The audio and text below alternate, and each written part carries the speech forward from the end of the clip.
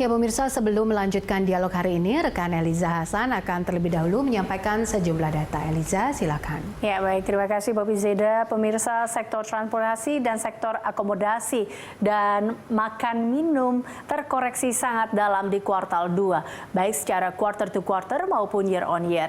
Ini seiring dengan kunjungan wisatawan yang anjlok drastis. Di sektor aviasi, Presiden Jokowi menyebut bahwa ada 8 bandara yang berpotensi menjadi hub dan juga super hub. Kita lihat di sini terkait dengan koreksi PDB sendiri atau pertumbuhan PDB lapangan usaha. Ini koreksi terdalam di kuartal 2 2020. Kita lihat untuk transportasi dan pergudangan di mana quarter to quarter yaitu minus 29,22%, secara year on year minus 30,84%.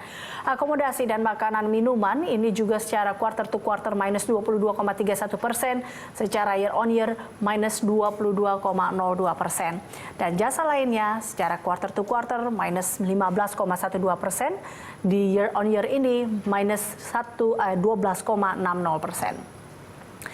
Ya, selanjutnya pemirsa kita akan melihat terkait dengan pertumbuhan sendiri. Ini adalah pertumbuhan lapangan usaha. Ini di transportasi dan pergudangan secara year on year. Kita lihat grafiknya di sini di kuartal 1 2018 ini dan di kuartal 2 2018 masih bergerak baik yaitu di angka 8,73%. Kuartal 3 2018 turun menjadi 5,74%. Nah, kemudian kita lihat angka masih berada di 5% sampai dengan kuartal 2 2019 masih di 5,88%, naik di kuartal 3 2019 menjadi 6,67%. Kuartal 4 2019 kita lihat ada peningkatan jadi 7,55%. Namun sayangnya kita lihat di kuartal 1 2020 ini merosot ke 1,29%, bahkan di kuartal 2 2020 kita minus 30,84%. Selanjutnya kita lihat penyediaan akomodasi dan juga makanan minuman secara year on year. Sama grafiknya seperti tadi, kita lihat di sini ada berada di 5%-an dari kuartal 1 2018 sampai dengan kuartal 3 2019, naik di kuartal 4 2019 menjadi 6,41%, namun turun di kuartal 1 2020 1,95% dan minus di kuartal 2 2020 yaitu minus 22,02%. Selanjutnya terkait dengan hub dan super hub yang dikatakan oleh Presiden Joko Widodo. Ini dia bandara yang berpotensi menjadi hub dan super hub. Di antaranya adalah Soekarno-Hatta Tangerang Banten, Ngurah Rai di Badung Bali, Kuala Namu, Deli Serdang Sumatera Utara, lalu ada Yogyakarta International Airport di Kulon Progo Yogyakarta.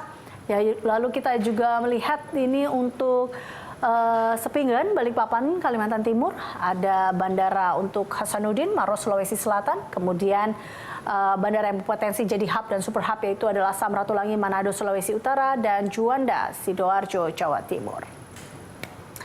Selanjutnya kita akan melihat terkait dengan grafik untuk wisata mancanegara.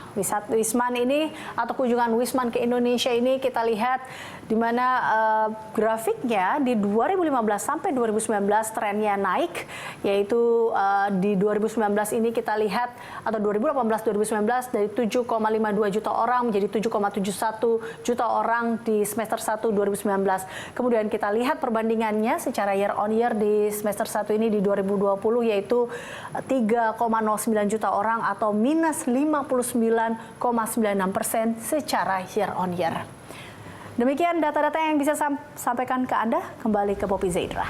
Baik, Eliza, terima kasih untuk informasinya. Kami lanjutkan dialog kita hari ini. Kalau kita lihat dari bandara yang berpotensi menjadi hub dan juga super hub, saya ke Pak Odo mungkin untuk menjawab pertanyaan ini.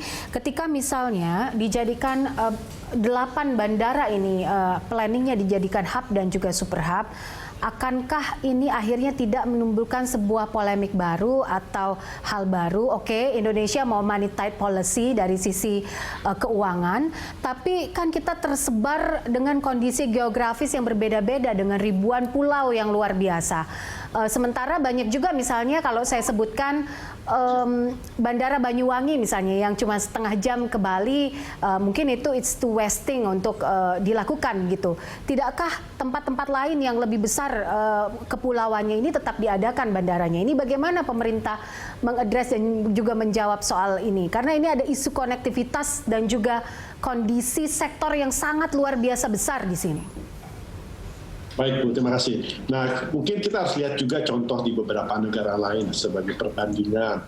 Nah, kita lihat coba Jepang. Di Jepang, negara salah satu negara 10 atau 5 terkaya di dunia, GDP di atas $3 triliun, hanya memiliki 4 international airport seperti Narita, Haneda, Kansai, dan Nagoya. Kemudian kita lihat negara yang tetangga kita yang besar, Australia, negara continent size country, itu pun hanya ada 8 yang disebut international airport, dan itu juga contoh-contoh lain. Jadi apa yang dilakukan pemerintah adalah kita coba lihat contoh di negara lain, kemudian bagaimana kita memaksimalkan apa yang sudah kita ada. Ketiga adalah meningkatkan added value dari pariwisata. Jadi harus lihatnya adalah how do we increase the added value dari pariwisata. Nah, cara yang untuk meningkatkan added value adalah pertama meningkatkan kualitas destinasinya tersebut, kemudian menarik wisatawan yang spendingnya tinggi. Kita lihat ini dari data pada 10 tahun terakhir seperti di Bali, ada peningkatan jumlah orang yang datang ke Bali, ada peningkatan jumlah harinya. Namun dari selama 10 tahun terakhir ada penurunan kurang lebih 8% dari spending per hari, spendingnya dia per hari di Bali. Nah, ini yang kita hindari adalah pertama kita lihat dari carrying capacity dari masing-masing destinasi, kedua adalah meningkatkan spending dari turis domestik. Tentu oleh karena itu dalam melihat upaya kita untuk membuat holding company ini adalah lihat mungkin tetangga kita seperti apa, negara yang menjadi kompetitor kita dari pariwisata seperti apa, dan apa yang harus Indonesia lakukan. Saya kira apa yang dilakukan oleh pemerintah di bawah Presiden Joko Widodo adalah untuk meningkatkan competitiveness Indonesia dalam persaingan dengan negara lain dalam menarik wisatawan asing yang spendingnya harus naik dari tahun ke tahun. Nah, kalau lihat dari World Travel and Tourism Competitive Index, salah satu kekurangan Indonesia ada 4 sebetulnya, ada 2 yang bisa saya sebut. Pertama adalah dari segi hygiene dan kebersihan, kedua adalah konektivitas. Nah, ini yang kita ingin perbaiki sehingga peringkat Indonesia pada tahun dalam 40 harapannya dalam 1-2 tahun ke depan bisa lebih baik lagi di angka 30 atau angka 20. Oke, baik. Saya ingin tanggapannya dari Pak Maulana terkait ini. Pemerintah menjawabnya ini terkait dengan competitiveness dan juga katanya ada value added walaupun harus meringkas atau cuman ada 8 hub dan juga super hub di Indonesia. Jadi begini, kalau dari sisi efisiensinya mungkin ada value added, tapi juga kita harus belajar juga dari tahun 2019. Bahwa transportasi udara itu masih menjadi andalan karena kita ini negara kepulauan dan destinasi kita ini bukan hanya 5 super prioritas, destinasi ini sudah terbentuk di 34 provinsi. Itu satu. Kemudian yang kedua, akibat dari terbukanya destinasi langsung dengan direct internasional itu, setiap destinasi yang 34 provinsi ini udah ada kreatannya, sudah terbentuk ekosistemnya, yaitu ada supply-nya, ada hotel, kemudian juga dan seterusnya. Kalau kita bicara Bali itu bicara pariwisata sudah lebih dari 1 abad yang lalu. Jadi kita ini sekarang setiap daerah setiap destinasi pasti akan berjuang karena hidupnya mayoritas itu dari pariwisata, bukan dari tambang, bukan dari dan seterusnya. Itu juga mesti diingat. Kemudian dalam kami sebagai pelaku apalagi khususnya di hotel itu kami melihat setiap kita memasarkan destinasi, kalau kita bicara dengan tour operator dan seterusnya, itu selalu jarak itu menjadi penentu. Nah, bayangkan destinasi ini sudah ada demand-nya. Ya kan, sudah ada demand-nya karena adanya international direct flight, direct langsung ya kan masuk ke destinasi tersebut. Kemudian dia di-cut harus berputar. Ini kan akan jadi problem. Nah, apakah tidak terpikirkan bagaimana ekosistem yang sudah terbangun? Seperti saya tadi sampaikan, ada supply-nya, ada room supply-nya. Nah, turunannya itu juga sudah cukup banyak nantinya. PAD dari pariwisata itu setiap daerah itu menjadi andalan. Umumnya di nasional itu menjadi andalannya cuma itu, pariwisata. Makanya begitu kita pandemik ini, adanya COVID ini, pariwisata drop itu semua daerah rata-rata PAD-nya terganggu. Pasti itu. Nah, tapi kalau kita melihat dari data yang sekarang bahwa Bali itu adalah wisma terbesar, jelas. Kenapa? Pada saat sekarang tuh Bali itu menjadi central hub. Ya. Yang masuk ke Bali itu sekitar 6 juta, 7 juta itu mungkin tersebar, ada yang ke Lombok, ya kan? Ada yang mungkin langsung ke Jogja dan seterusnya. Nah, yang kami pertanyakan di sini adalah di Pulau Jawa aja udah berapa tuh hubnya, super hubnya nantinya, kan gitu. Nah, bagaimana daerah-daerah lain yang cuma nanti misalnya Sumatera 1, Kalimantan dikasih, atau Kalimantan nggak ada masuknya ke ini. Ini akan bermasalah dengan jarak. Aceh misalnya di Sumatera. Ya, itu dia, gitu loh. Batam, bayangkan Batam itu kalau ke Singapura kan cukup dekat. Kan nggak mungkin hanya kita mengandalkan hanya cukup dengan Kuala Namu, itu nggak mungkin. Oke. Nah, jadi pemerintah juga jadi harus sebaiknya seperti apa Pak Maulana inputnya? Jadi kalau sekarang dari juga harus usaha dilihat yang sudah memiliki international direct flight itu jangan sampai itu dihilangkan, itu nggak mungkin gitu loh. Namun kita juga harus melihat yang jarak tempuh naik pesawatnya itu cuman di bawah waktu 1 jam ya, tentu dia bisa bergandengan dengan super hub yang lain. Gitu loh. Misalnya tadi kita bicara Banyuwangi. Banyuwangi kan dekat dari jalur daratnya dekat, infrastrukturnya sudah bagus, ya kan, dekat dengan Bali, dekat dengan Jogja, di Apit. Saya rasa nggak terlalu penting di situ dibangun lagi international hub gitu loh. Nah, tapi kalau daerah-daerah lain itu harus dilihat jarak tempuhnya, karena jarak tempuh itu akan menyangkut kepada travel time-nya daripada wisatawan. Oke, baik Pak Revindo. Saya ingin tanggapan Anda soal ini. Ini ada persoalan konektivitas dan juga hajat hidup orang banyak ketika sebuah international direct flight ada di sebuah daerah begitu. Tanggapan Anda seperti apa dan seharusnya inputnya seperti apa untuk saat ini? Baik, terima kasih. Jadi saya ingin tarik ke gambar yang lebih besar bahwa isu super hub ini adalah bagian dari apa yang disampaikan Presiden untuk pemulihan sektor pariwisata. Jadi isu super hub ini hanya salah satu isu. Kenapa? Kalau tanpa terobosan yang berarti perhitungan kami di LPM, kita akan kehilangan 65% turis domestik dan 75% turis asing tahun ini. Itu pun sudah terbantu Januari sampai Maret masih ada turis gitu ya. Nah, kemudian Pak Presiden mengatakan integrasi dari hulu ke hilir. Ini masalahnya adalah bagaimana kita menginterpretasikan integrasi ini. Apakah integrasi itu diinterpretasikan sebagai merger dan holding?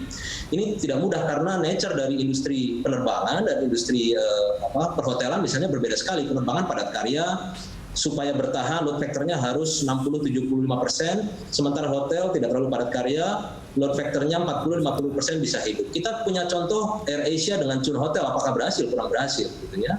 Kalaupun aliansi ini berhasil, ya ini juga punya resiko. Resikonya adalah mematikan pelaku pariwisata yang berukuran kecil menengah. Bayangkan kalau terjadi holding perusahaan besar di penerbangan dengan perusahaan besar di perhotelan misalnya, maka mereka membuat paket-paket bundling sehingga pemain-pemain kecil tidak kebagian gitu ya. Itu juga tidak sesuai dengan tujuan awal recovery pemulihan ekonomi untuk mengatasi penambahan pengangguran akibat Covid yang mencapai hampir 4 juta. Itu tidak sesuai. Jadi menurut saya yang kita harus pandai-pandai menerjemahkan kata integrasi hulu hilir yang dimaksud Presiden. Menurut saya yang sekarang penting adalah integrasi sistem informasi data dari seluruh pelaku pariwisata sehingga wisatawan itu nyaman dan mudah memilih paket wisatanya dari keluar rumah, end-to-end ya, dari keluar rumah, bepergian menuju tempat wisata, bepergian di daerah wisata sampai kembali lagi, itu semua mereka bisa memilih kombinasi yang paling sesuai untuk mereka. Ya, karena kecenderungan wisatawan sekarang tidak terlalu suka dibanding-banding gitu, karena mereka ingin variasi, ingin kebebasan memilih gitu. Nah, jadi yang paling penting itu menurut saya. Dan yang paling penting lagi untuk recovery sektor pariwisata jangan lupa adalah kita harus mengincar masyarakat Indonesia maupun luar negeri yang sekarang masih punya uang, yang kelas atas masih punya uang, itu dulu yang didorong untuk spending, untuk traveling. Caranya apa? Ini yang sering dilupakan. Pelaku pariwisata harus dan pemerintah harus menunjukkan bahwa standar kesehatan, protokol kesehatan di sektor pariwisata sudah lebih baik sekarang. Dan itu harus dikomunikasikan dengan baik sehingga orang yang masih punya uang itu bisa traveling. Perkiraan kita kalau COVID ini bisa menurun di bulan Oktober, maka bulan September itu wisatawan domestik sudah mulai traveling dan wisatawan asing di Novembernya sudah traveling. Lumayan bisa menutup kehilangan pendapatan dari pariwisata. Jadi menurut saya itu yang lebih urgen daripada holding, karena holding ada resiko mematikan pemain kecil kalau terlalu banyak paket yang bundling. Padahal seharusnya dengan begitu banyaknya pemain di pariwisata, wisatawan seharusnya dibuat lebih mudah memiliki banyak pilihan. Oke, baik. Nanti kita akan lanjutkan lagi solusinya seperti apa agar recovery domestic demand ini bangkit kembali sehingga konsumsi bisa naik kembali. Usai jeda, pemirsa tetaplah bersama kami.